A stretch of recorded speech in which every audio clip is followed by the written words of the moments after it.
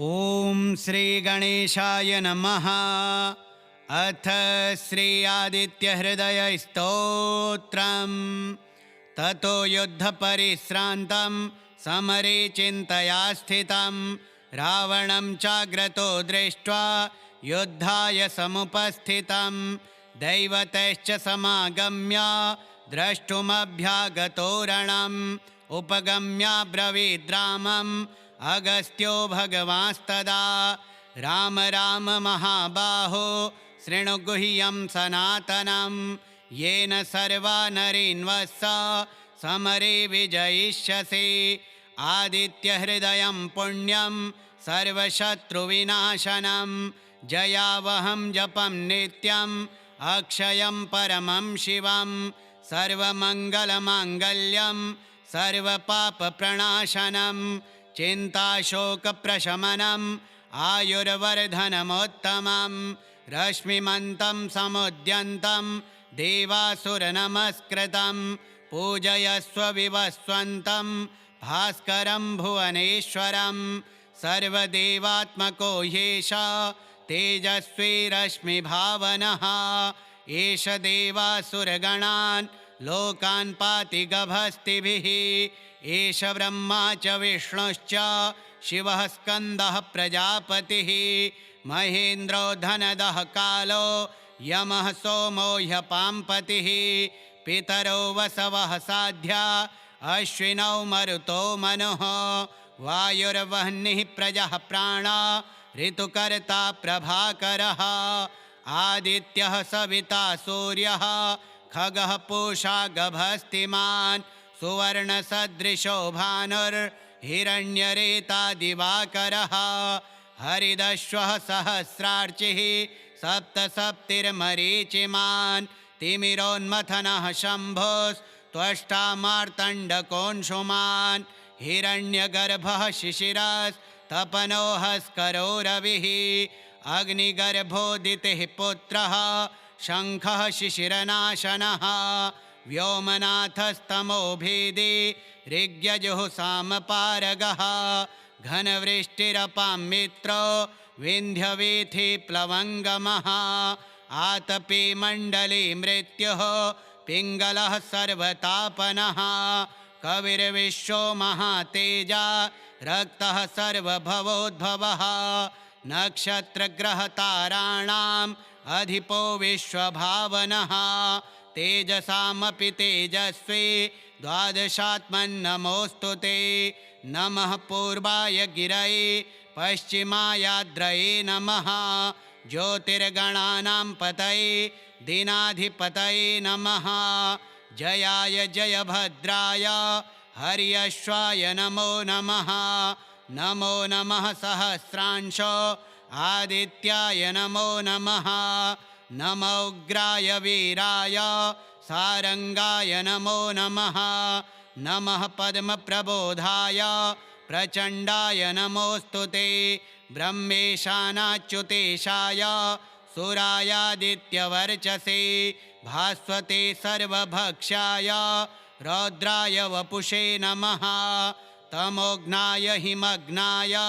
शत्रुघ्नायामितात्मने कृतघ्नघ्नाय देवाय ज्योतिषां पतये नमः तप्तचामीकराभाय हरये विश्वकर्मणे नमस्तमोभिनिघ्नाय रुचये लोकसाक्षिणे नाशयत्येष वैभूतं तमेव सृजति प्रभुः पायत्येष तपत्येष वर्षत्येष गभस्तिभिः एष सुप्तेषु जागर्ति भूतेषु परिनिष्ठितः एष चैवाग्निहोत्रं च फलं चैवाग्निहोत्रिणां देवाश्च क्रतवश्चैव क्रतूनां फलमेव च यानि कृत्यानि लोकेषु सर्वेषु परमप्रभुः एनमापस्सु कृच्छ्रेषु कान्तारेषु भयेषु च कीर्तयन् पुरुषः कश्चिन्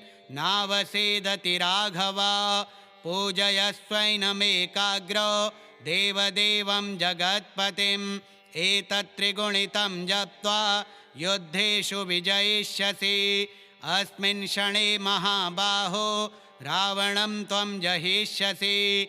एवमुक्त्वा ततो गस्त्यो जगाम स यथा गतम्। एतच्छ्रुत्वा महातेजा नष्टशोको भवत्तदा। धारयामास सुप्रीतो राघवः प्रयतात्मवान्। आदित्यं प्रेक्ष्य जप्त्वेदं परं हर्षम् अवाप्तवान्। त्रिराचम्य शुचिर्भूत्वा धनुरादाय वीर्यवान्। रावणं प्रेक्ष्य हृष्टात्मा जयार्थं समुपागमत्। सर्वयत्नेन महता वृतस्तस्य वधे भवत्। अथ रविरवदन्निरीक्ष्य रामं मुदितमनाः परमं प्रहृष्यमाणः। निशिचरपतिसंशयं विदित्वा सुरगणमध्यगतो वचस्त्वरेति। ततो युद्धपरिश्रान्तं समरे चिन्तया स्थितं। रावणं चाग्रतो दृष्ट्वा युद्धाय समुपस्थितं। दैवतैश्च समागम्य द्रष्टुमभ्यागतो रणम्। उपगम्याब्रवीद्रामम् अगस्त्यो भगवांस्तदा। राम राम महाबाहो शृणु गुह्यं सनातनं।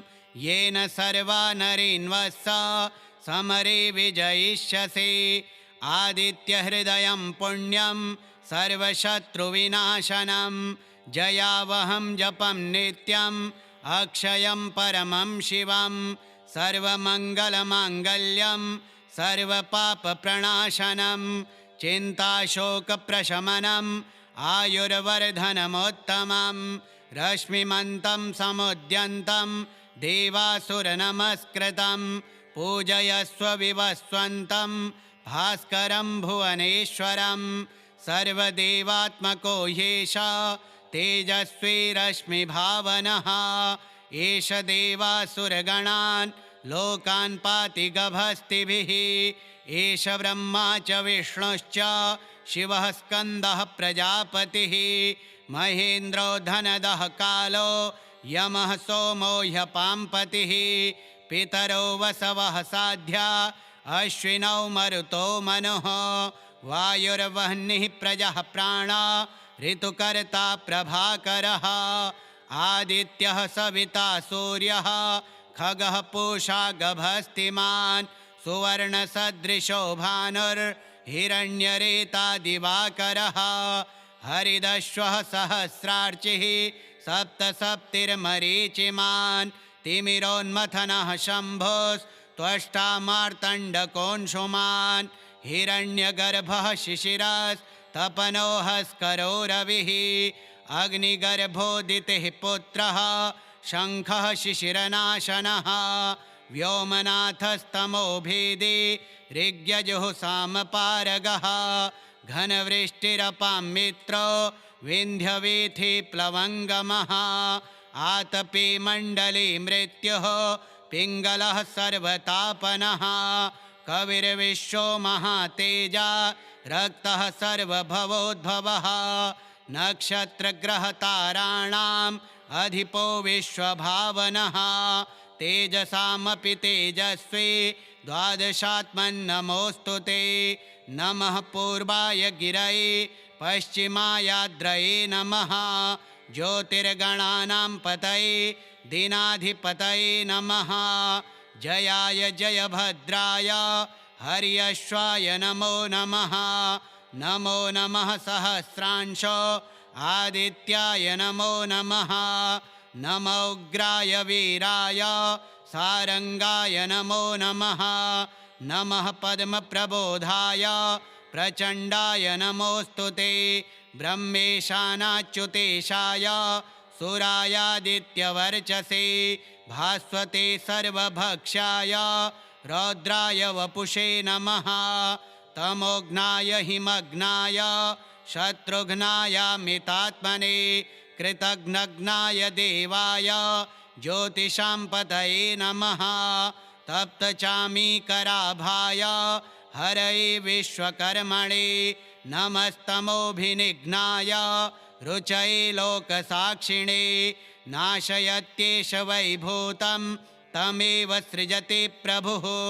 पायत्येष तपत्येष वर्षत्येष गभस्तिभिः एष सुप्तेषु जागर्ति भूतेषु परिनिष्ठितः एष चैवाग्निहोत्रं च फलं चैवाग्निहोत्रिणां देवाश्च क्रतवश्चैव क्रतूनां फलमेव च यानि कृत्यानि लोकेषु सर्वेषु परमप्रभुः एनमापस्सु कृच्छ्रेषु कान्तारेषु भयेषु च कीर्तयन् पुरुषः कश्चिन् नावसेदति राघव पूजयस्वैनमेकाग्रो देवदेवं जगत्पतिम् एतत्त्रिगुणितं जप्त्वा युद्धेषु विजयिष्यसि अस्मिन् क्षणे महाबाहो रावणं त्वं जहिष्यसि एवमुक्त्वा ततो गस्त्यो जगाम स यथागतम् एतच्छ्रुत्वा महातेजा नष्टशोको भवत्तदा धारयामास सुप्रीतो राघवः प्रयतात्मवान् आदित्यं प्रेक्ष्य जप्त्वेदं परं हर्षम् अवाप्तवान् त्रिराचम्य शुचिर्भूत्वा धनुरादाय वीर्यवान् रावणं प्रेक्ष्य हृष्टात्मा जयार्थं समुपागमात् सर्वयत्नेन महता वृतस्तस्य वधे भवत् अथ रविरवदन्निरीक्ष्य रामं मुदितमनाः परमं प्रहृष्यमाणः निशिचरपतिसंक्षयं विदित्वा सुरगणमध्यगतो वचस्त्वरेति ततो युद्धपरिश्रान्तं समरे चिन्तया स्थितं रावणं चाग्रतो दृष्ट्वा युद्धाय समुपस्थितं दैवतैश्च समागम्य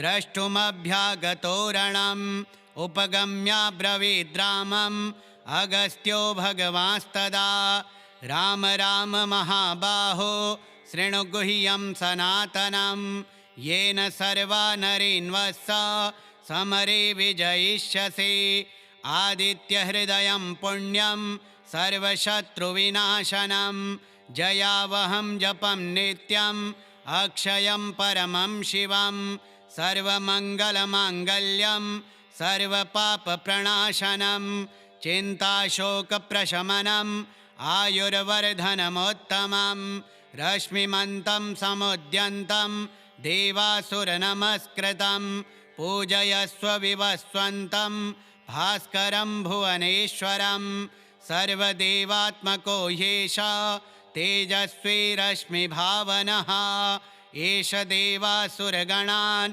लोकान् पाति गभस्तिभिः एष ब्रह्मा च विष्णुश्च शिवः स्कन्दः प्रजापतिः महेन्द्रो धनदः कालो यमः सोमो ह्यपाम्पतिः पितरो वसवः साध्या अश्विनौ मरुतो मनुः वायुर्वह्निः प्रजः प्राणा ऋतुकर्ता प्रभाकरः आदित्यः सविता सूर्यः खगः पूषा गभस्तिमान् सुवर्णसदृशो भानुर्हिरण्यरेता दिवाकरः हरिदश्वः सहस्रार्चिः सप्तसप्तिर्मरीचिमान् तिमिरोन्मथनः शम्भोस्त्वष्टा मार्तण्डकोऽंशुमान् हिरण्यगर्भः शिशिरस्तपनो हस्करो रविः अग्निगर्भोदितिः पुत्रः शङ्खः शिशिरनाशनः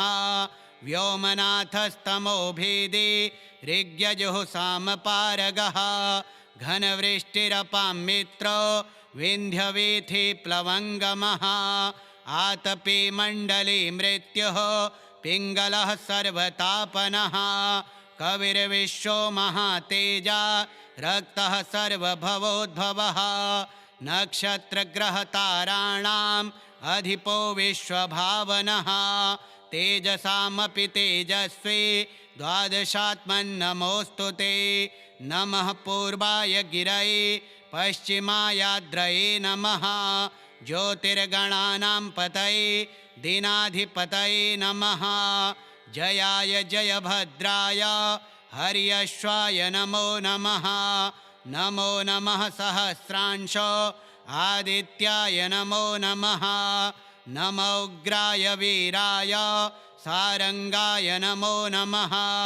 नमः पद्मप्रबोधाय प्रचण्डाय नमोऽस्तु ते। ब्रह्मेशानाच्युतेशाय सुरायादित्यवर्चसे भास्वते सर्वभक्षाय रौद्राय वपुषे नमः। तमोघ्नाय हिमग्नाय शत्रुघ्नायामितात्मने कृतघ्नघ्नाय देवाय ज्योतिषां पतये नमः। तप्तचामीकराभाय हरये विश्वकर्मणे नमस्तमोभिनिघ्नाय रुचये लोकसाक्षिणे। नाशयत्येष वैभूतं तमेव सृजति प्रभुः पायत्येष तपत्येष वर्षत्येष गभस्तिभिः। एष सुप्तेषु जागर्ति भूतेषु परिनिष्ठितः। एष चैवाग्निहोत्रं च फलं चैवाग्निहोत्रिणां देवाश्च क्रतवश्चैव क्रतूनां फलमेव च। यानि कृत्यानि लोकेषु सर्वेषु परमप्रभुः एनमापस्सु कृच्छ्रेषु कान्तारेषु भयेषु च कीर्तयन् पुरुषः कश्चिन् नावसेदति राघव। पूजयस्वैनमेकाग्रो देवदेवं जगत्पतिम् एतत्त्रिगुणितं जप्त्वा युद्धेषु विजयिष्यसि। अस्मिन् क्षणे महाबाहो रावणं त्वं जहिष्यसि। एवमुक्त्वा ततो गस्त्यो जगाम स यथा गतम्। एतच्छ्रुत्वा महातेजा नष्टशोको भवत्तदा धारयामास सुप्रीतो राघवः प्रयतात्मवान्। आदित्यं प्रेक्ष्य जप्त्वेदं परं हर्षम् अवाप्तवान्। त्रिराचम्य शुचिर्भूत्वा धनुरादाय वीर्यवान् रावणं प्रेक्ष्य हृष्टात्मा जयार्थं समुपागमत्। सर्वयत्नेन महता वृतस्तस्य वधे भवत्। अथ रविरवदन्निरीक्ष्य रामं मुदितमनाः परमं प्रहृष्यमाणः निशिचरपतिसंशयं विदित्वा सुरगणमध्यगतो वचस्त्वरेति। श्रीवाल्मीकीये रामायणे युद्धकाण्डे श्री अगस्त्यप्रोक्तम् आदित्यहृदयस्तोत्रम्। अथ श्रीदक्षिणकाली शतनामस्तोत्रम्। भैरव उवाच शतनाम प्रवक्ष्यामि कालिकाया वरानने। यस्य प्रपठनाद्वाग्मी सर्वत्र विजयी भवेत्। ॐ काली कपालिनी कान्ता कामदा कामसुन्दरी कालरात्रिः कालिका च कालभैरवपूजिता कुरुकुल्ला कामिनी च कमनीयस्वभाविनी कुलीना कुलकर्त्री च कुलवर्त्मप्रकाशिनी कस्तूरीरसनीला च काम्या कामस्वरूपिणी ककारवर्णनिलया कामधेनुः करालिका कुलकान्ता करालास्या कामार्ता च कलावती कृशोदरी च कामाख्या कौमारी कुलपालिनी कुलजा कुलकन्या च कुलहा कुलपूजिता कामेश्वरी कामकान्ता कुञ्जरेश्वरगामिनी कामदात्री कामहर्त्री कृष्णा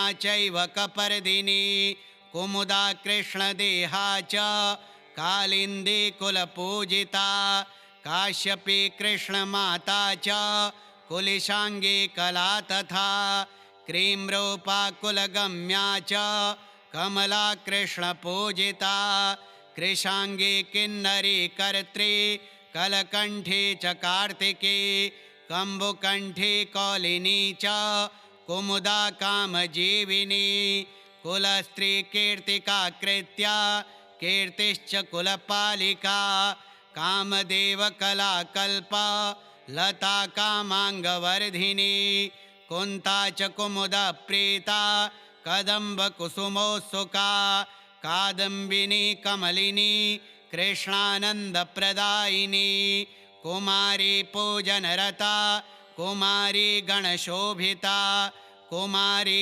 रञ्जनरता कुमारी व्रतधारिणी कंकाली कमनीया च कामशास्त्रविशारदा कपालखट्वाङ्गधरा कालभैरवरूपिणी कोटरी कोटराक्षी च काशी कैलासवासिनी कात्यायनी कार्यकरी काव्यशास्त्रप्रमोदिनी कामकर्षणरूपा च कामपीठनिवासिनी कंकिनी काकिनी क्रीडा कुत्सिता कलहप्रिया कुण्डगोलोद्भवप्राणा कौशिकी कीर्तिवर्धिनी कुम्भस्तनी कटाक्षा च काव्या कोकनदप्रिया कान्तारवासिनी कान्तिः कठिना कृष्णवल्लभा इति ते कथितं देवी गुह्याद्गुह्यतरं परं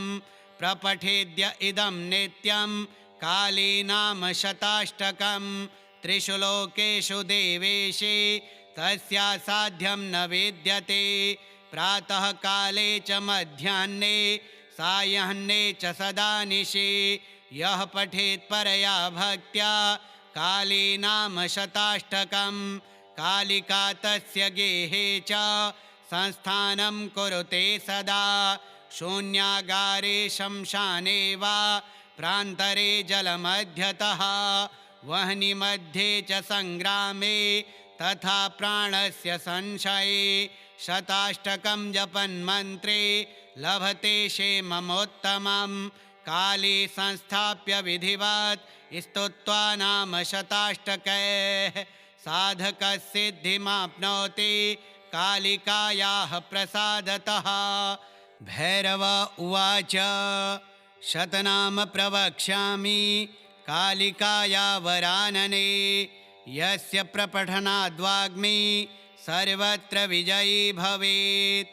ॐ काली कपालिनी कान्ता कामदा कामसुन्दरी कालरात्रिः कालिका च कालभैरवपूजिता कुरुकुल्ला कामिनी च कमनीयस्वभाविनी कुलीना कुलकर्त्री च कुलवर्त्मप्रकाशिनी कस्तूरी रसनीला च काम्या कामस्वरूपिणी ककारवर्णनिलया कामधेनुः करालिका कुलकान्ता करालास्या कामार्ता च कलावती कृशोदरी च कामाख्या कौमारी कुलपालिनी कुलजा कुलकन्या च कुलहा कुलपूजिता कामेश्वरी कामकान्ता कुञ्जरेश्वरगामिनी कामदात्री कामहर्त्री कृष्णा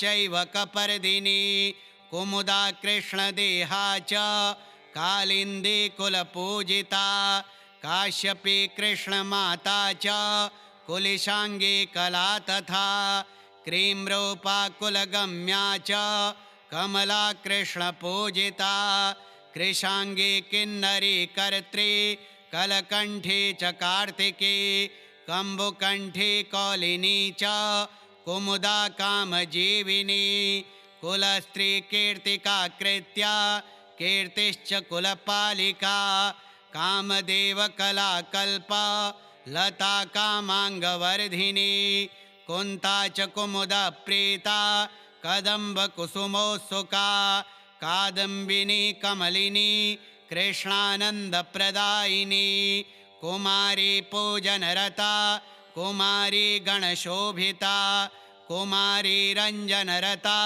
कुमारी व्रतधारिणी कंकाली कमनीया च कामशास्त्रविशारदा कपालखट्वाङ्गधरा कालभैरवरूपिणी कोटरी कोटराक्षी च काशी कैलासवासिनी कात्यायनी कार्यकरी काव्यशास्त्रप्रमोदिनी कामकर्षणरूपा च कामपीठनिवासिनी कंकिनी काकिनी क्रीडा कुत्सिता कलहप्रिया कुण्डगोलोद्भवप्राणा कौशिकी कीर्तिवर्धिनी कुम्भस्तनीकटाक्षा च काव्या कोकनदप्रिया कान्तारवासिनी कान्तिः कठिना कृष्णवल्लभा इति ते कथितं देवी गुह्याद्गुह्यतरं परं प्रपठेद्य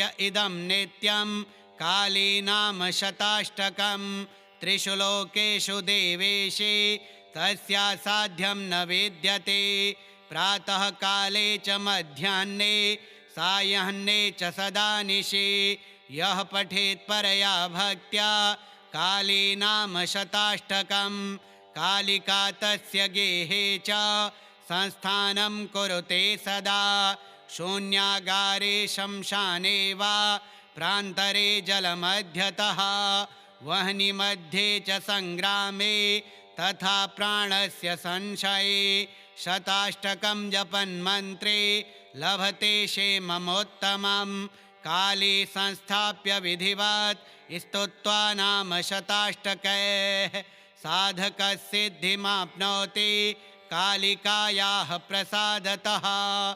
भैरव उवाच शतनाम प्रवक्ष्यामि कालिकाया वरानने यस्य प्रपठनाद्वाग्मी सर्वत्र विजयी भवेत्। ॐ काली कपालिनी कान्ता कामदा कामसुन्दरी कालरात्रिः कालिका च कालभैरवपूजिता कुरुकुल्ला कामिनी च कमनीयस्वभाविनी कुलीना कुलकर्त्री च कुलवर्त्मप्रकाशिनी कस्तूरी रसनीला च काम्या कामस्वरूपिणी ककारवर्णनिलया कामधेनुः करालिका कुलकान्ता करालास्या कामार्ता च कलावती कृशोदरी च कामाख्या कौमारी कुलपालिनी कुलजा कुलकन्या च कुलहा कुलपूजिता कामेश्वरी कामकान्ता कुञ्जरेश्वरगामिनी कामदात्री कामहर्त्री कृष्णा चैव कपर्दिनी कुमुदा कृष्णदेहा च कालिन्दी कुलपूजिता काश्यपी कृष्णमाता च कुलिशाङ्गी कला तथा क्रीम्रूपा कुलगम्या च कमला कृष्णपूजिता कृशाङ्गी किन्नरी कर्त्री कलकण्ठी च कार्तिकी कम्बुकण्ठी कौलिनी च कुमुदा कामजीविनी कुलस्त्री कीर्तिका कृत्या कीर्तिश्च कुलपालिका कामदेवकला कल्पा लता कामाङ्गवर्धिनी कुन्ता च कुमुदप्रीता कदम्बकुसुमोत्सुका कादम्बिनी कमलिनी कृष्णानन्दप्रदायिनी कुमारी पूजनरता कुमारी गणशोभिता कुमारी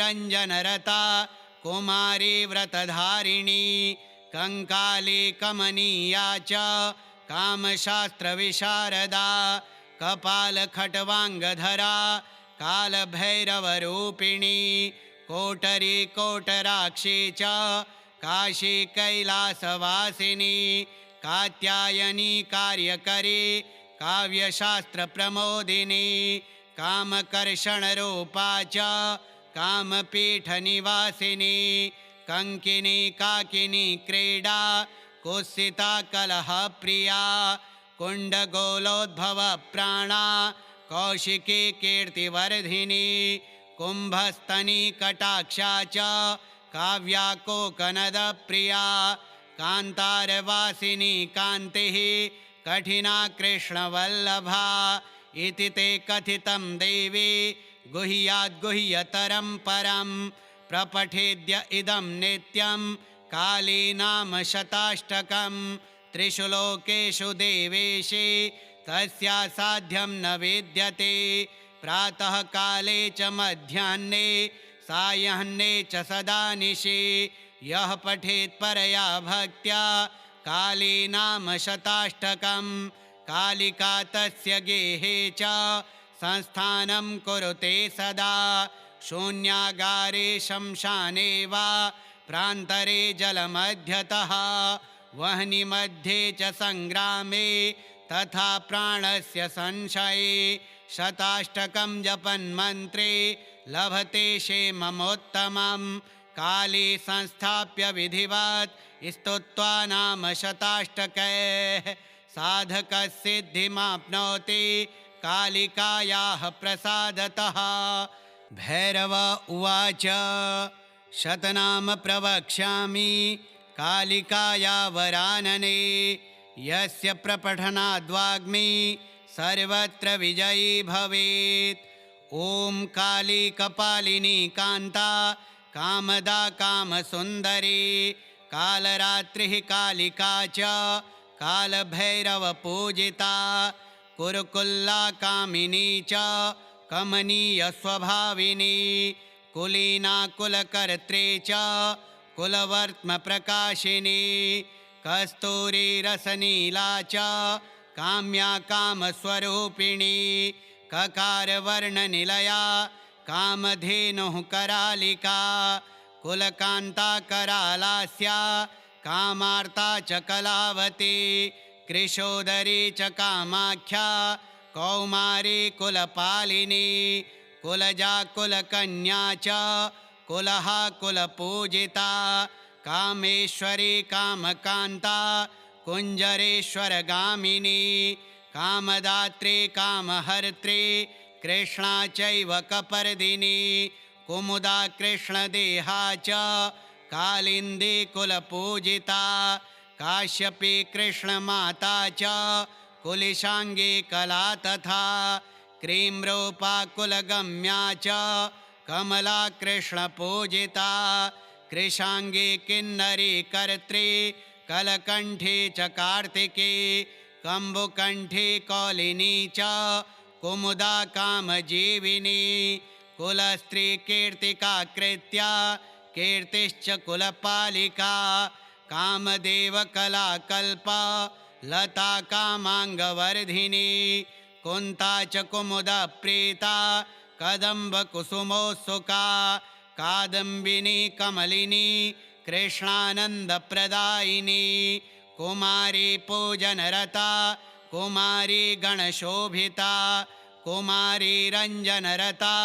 कुमारी व्रतधारिणी कंकाली कमनीया च कामशास्त्रविशारदा कपालखट्वाङ्गधरा कालभैरवरूपिणी कोटरी कोटराक्षी च काशी कैलासवासिनी कात्यायनी कार्यकरी काव्यशास्त्रप्रमोदिनी कामकर्षणरूपा च कामपीठनिवासिनी कंकिनी काकिनी क्रीडा कुत्सिता कलहप्रिया कुण्डगोलोद्भवप्राणा कौशिकी कीर्तिवर्धिनी कुम्भस्तनी कटाक्षा च काव्या कोकनदप्रिया कान्तारवासिनी कान्तिः कठिना कृष्णवल्लभा इति ते कथितं देवी गुह्याद्गुह्यतरं परं प्रपठेद्य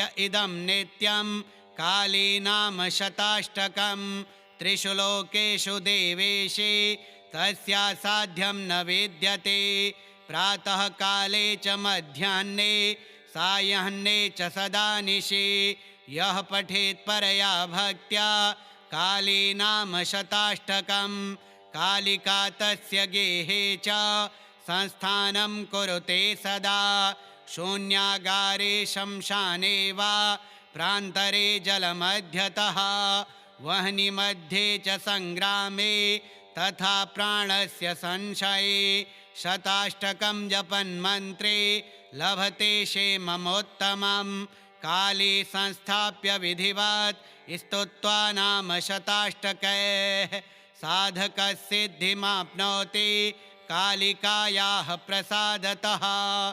भैरव उवाच शतनाम प्रवक्ष्यामि कालिकाया वरानने यस्य प्रपठनाद्वाग्मी सर्वत्र विजयी भवेत्। ॐ काली कपालिनी कान्ता कामदा कामसुन्दरी कालरात्रिः कालिका च कालभैरवपूजिता कुरुकुल्ला कामिनी च कमनीयस्वभाविनी कुलीना कुलकर्त्री च कुलवर्त्मप्रकाशिनी कस्तूरीरसनीला च काम्या कामस्वरूपिणी ककारवर्णनिलया कामधेनुः करालिका कुलकान्ता करालास्या कामार्ता च कलावती कृशोदरी च कामाख्या कौमारी कुलपालिनी कुलजा कुलकन्या च कुलहा कुलपूजिता कामेश्वरी कामकान्ता कुञ्जरेश्वरगामिनी कामदात्री कामहर्त्री कृष्णा चैव कपर्दिनी कुमुदा कृष्णदेहा च कालिन्दी कुलपूजिता काश्यपी कृष्णमाता च कुलिशाङ्गी कला तथा क्रीम्रूपा कुलगम्या च कमला कृष्णपूजिता कृशाङ्गी किन्नरी कर्त्री कलकण्ठी च कार्तिकी कम्बुकण्ठी कौलिनी च कुमुदा कामजीविनी कुलस्त्री कीर्तिका कृत्या कीर्तिश्च कुलपालिका कामदेवकलाकल्पा लता कामाङ्गवर्धिनी कुन्ता च कुमुदप्रीता कदम्बकुसुमोत्सुका कादम्बिनी कमलिनी कृष्णानन्दप्रदायिनी कुमारी पूजनरता कुमारी गणशोभिता कुमारी रञ्जनरता कुमारी व्रतधारिणी कंकाली कमनीया च कामशास्त्रविशारदा कपालखट्वाङ्गधरा कालभैरवरूपिणी कोटरी कोटराक्षी च काशी कैलासवासिनी कात्यायनी कार्यकरी काव्यशास्त्रप्रमोदिनी कामकर्षणरूपा च कामपीठनिवासिनी कंकिनी काकिनी क्रीडा कुत्सिता कलहप्रिया कुण्डगोलोद्भवप्राणा कौशिकी कीर्तिवर्धिनी कुम्भस्तनी कटाक्षा च काव्या कोकनदप्रिया कान्तारवासिनी कान्तिः कठिना कृष्णवल्लभा इति ते कथितं देवी गुह्याद्गुह्यतरं परं प्रपठेद्य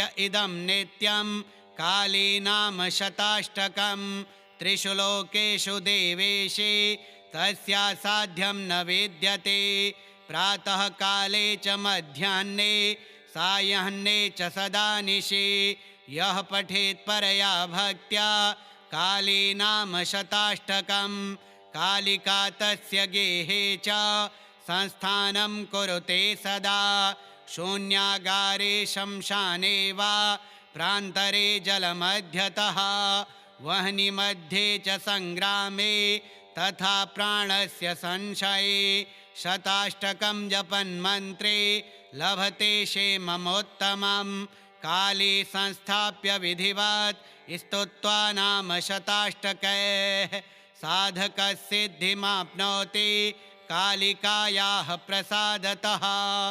भैरव उवाच शतनाम प्रवक्ष्यामि कालिकाया वरानने यस्य प्रपठनाद्वाग्मी सर्वत्र विजयी भवेत्।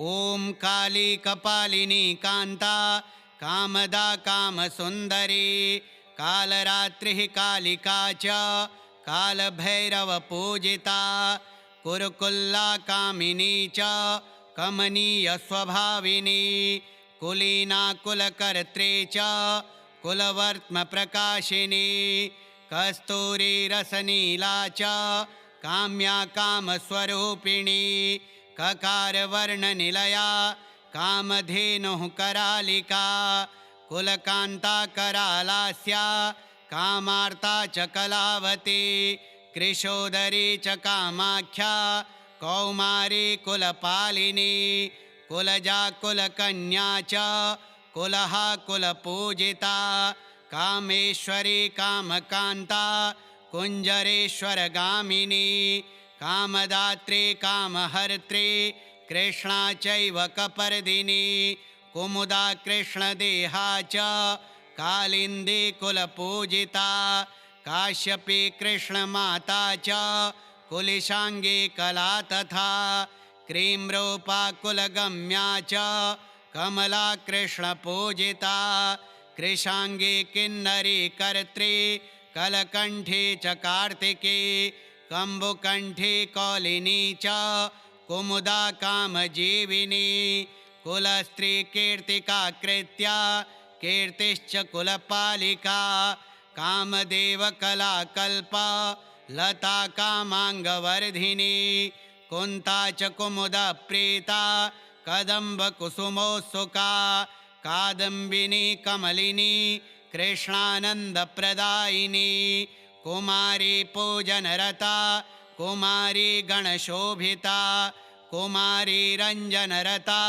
कुमारी व्रतधारिणी कंकाली कमनीया च कामशास्त्रविशारदा कपालखट्वाङ्गधरा कालभैरवरूपिणी कोटरी कोटराक्षी च काशी कैलासवासिनी कात्यायनी कार्यकरी काव्यशास्त्रप्रमोदिनी कामकर्षणरूपा च कामपीठनिवासिनी कंकिनी काकिनी क्रीडा कुत्सिता कलहप्रिया कुण्डगोलोद्भवप्राणा कौशिकी कीर्तिवर्धिनी कुम्भस्तनी कटाक्षा च काव्या कोकनदप्रिया कान्तारवासिनी कान्तिः कठिना कृष्णवल्लभा इति ते कथितं देवी गुह्याद्गुह्यतरं परं प्रपठेद्य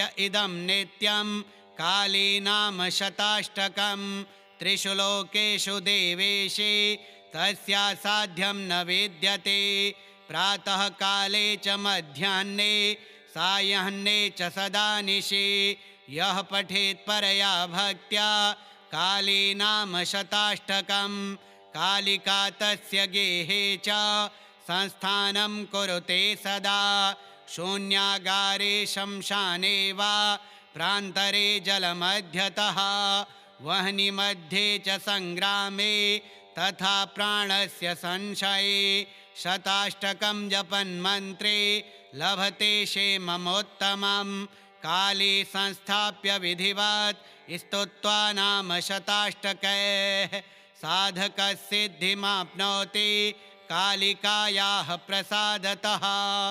भैरव उवाच शतनाम प्रवक्ष्यामि कालिकाया वरानने यस्य प्रपठनाद्वाग्मी सर्वत्र विजयी भवेत्।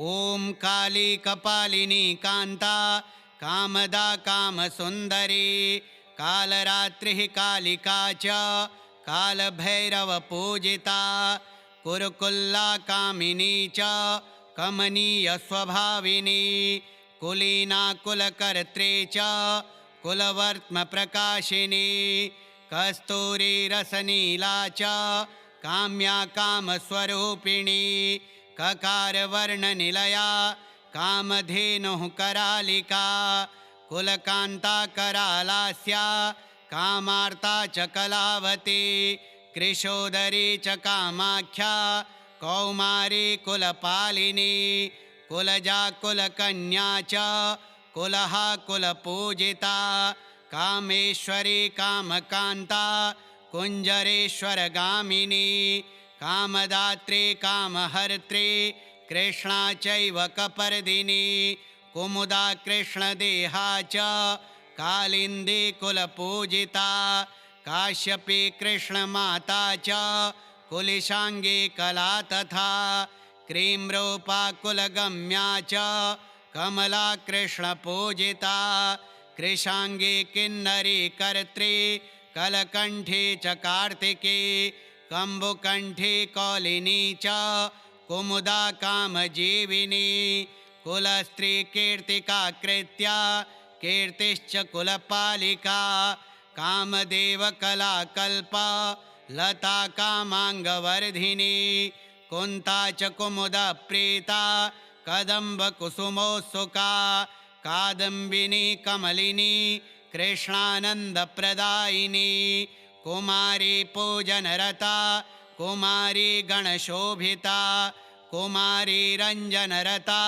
कुमारी व्रतधारिणी कंकाली कमनीया च कामशास्त्रविशारदा कपालखट्वाङ्गधरा कालभैरवरूपिणी कोटरी कोटराक्षी च काशी कैलासवासिनी कात्यायनी कार्यकरी काव्यशास्त्रप्रमोदिनी कामकर्षणरूपा च कामपीठनिवासिनी कंकिनी काकिनी क्रीडा कुत्सिता कलहप्रिया कुण्डगोलोद्भवप्राणा कौशिकी कीर्तिवर्धिनी कुम्भस्तनी कटाक्षा च काव्या कोकनदप्रिया कान्तारवासिनी कान्तिः कठिना कृष्णवल्लभा इति ते कथितं देवी गुह्याद्गुह्यतरं परं प्रपठेद्य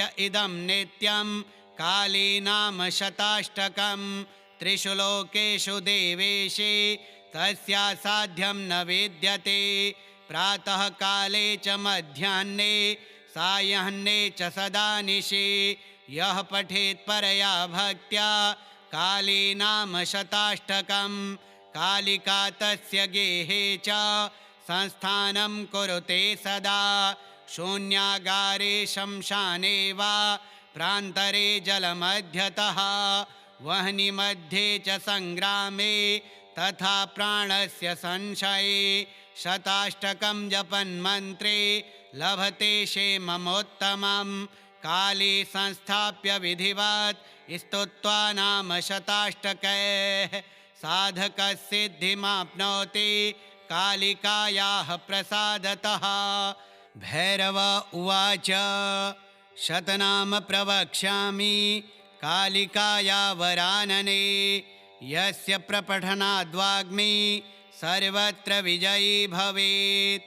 ॐ काली कपालिनी कान्ता कामदा कामसुन्दरी कालरात्रिः कालिका च कालभैरवपूजिता कुरुकुल्ला कामिनी च कमनीयस्वभाविनी कुलीना कुलकर्त्री च कुलवर्त्मप्रकाशिनी कस्तूरी रसनीला च काम्या कामस्वरूपिणी ककारवर्णनिलया कामधेनुः करालिका कुलकान्ता करालास्या कामार्ता च कलावती कृशोदरी च कामाख्या कौमारी कुलपालिनी कुलजा कुलकन्या च कुलहा कुलपूजिता कामेश्वरी कामकान्ता कुञ्जरेश्वरगामिनी कामदात्री कामहर्त्री कृष्णा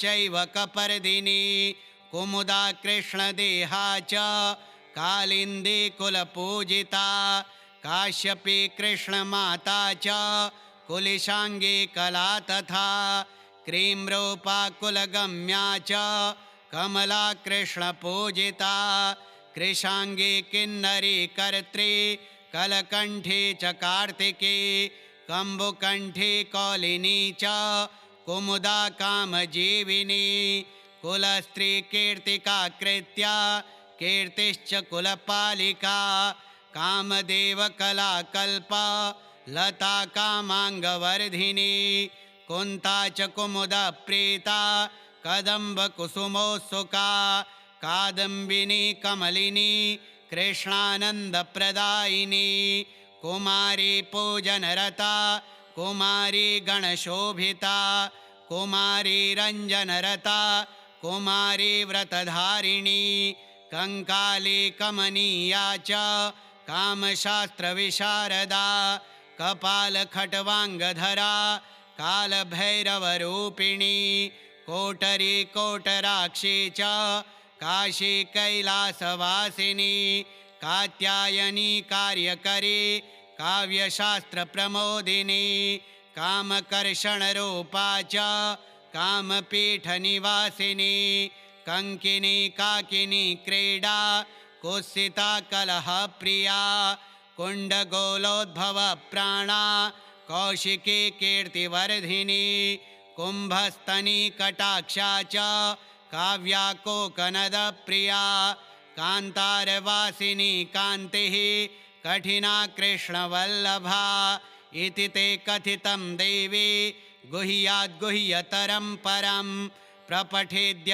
इदं नित्यं काली नाम शताष्टकं त्रिषु लोकेषु देवेशे तस्या साध्यं न विद्यते प्रातः काले च मध्याह्ने सायह्ने च सदा निशि यः पठेत् परया भक्त्या काली नाम शताष्टकं कालिका तस्य गेहे च संस्थानं कुरुते सदा शून्यागारे शमशाने वा प्रान्तरे जलमध्यतः वह्नि मध्ये च संग्रामे तथा प्राणस्य संशये शताष्टकं जपन्मन्त्रे लभते क्षेममोत्तमं काली संस्थाप्य विधिवत् स्तुत्वा नाम शताष्टकैः साधकसिद्धिमाप्नोति कालिकायाः प्रसादतः। भैरव उवाच शतनाम प्रवक्ष्यामि कालिकाया वरानने यस्य प्रपठनाद्वाग्मी सर्वत्र विजयी भवेत्। ॐ काली कपालिनी कान्ता कामदा कामसुन्दरी कालरात्रिः कालिका च कालभैरवपूजिता कुरुकुल्ला कामिनी च कमनीयस्वभाविनी कुलीना कुलकर्त्री च कुलवर्त्मप्रकाशिनी कस्तूरी रसनीला च काम्या कामस्वरूपिणी ककारवर्णनिलया कामधेनुः करालिका कुलकान्ता करालास्या कामार्ता च कलावती कृशोदरी च कामाख्या कौमारी कुलपालिनी कुलजा कुलकन्या च कुलहा कुलपूजिता कामेश्वरी कामकान्ता कुञ्जरेश्वरगामिनी कामदात्री कामहर्त्री कृष्णा चैव कपर्दिनी कुमुदा कृष्णदेहा च कालिन्दी कुलपूजिता काश्यपी कृष्णमाता च कुलिशाङ्गी कला तथा क्रीम्रूपा कुलगम्या च कमला कृष्णपूजिता कृशाङ्गी किन्नरी कर्त्री कलकण्ठी च कार्तिकी कम्बुकण्ठी कौलिनी च कुमुदा कामजीविनी कुलस्त्री कीर्तिका कृत्या कीर्तिश्च कुलपालिका कामदेवकला कल्पा लता कामाङ्गवर्धिनी कुन्ता च कुमुदा प्रीता कदम्बकुसुमोत्सुका कादम्बिनी कमलिनी कृष्णानन्दप्रदायिनी कुमारी पूजनरता कुमारी गणशोभिता कुमारी रञ्जनरता कुमारी व्रतधारिणी कंकाली कमनीया च कामशास्त्रविशारदा कपालखट्वाङ्गधरा कालभैरवरूपिणी कोटरी कोटराक्षी च काशी कैलासवासिनी कात्यायनी कार्यकरी काव्यशास्त्रप्रमोदिनी कामकर्षणरूपा च कामपीठनिवासिनी कङ्किनी काकिनी क्रीडा कुत्सिता कलहप्रिया कुण्डगोलोद्भवप्राणा कौशिकी कीर्तिवर्धिनी कुम्भस्तनी कटाक्षा च काव्या कोकनदप्रिया कान्तारवासिनी कान्तिः कठिना कृष्णवल्लभा इति ते कथितं देवी गुह्याद्गुह्यतरं परं प्रपठेद्य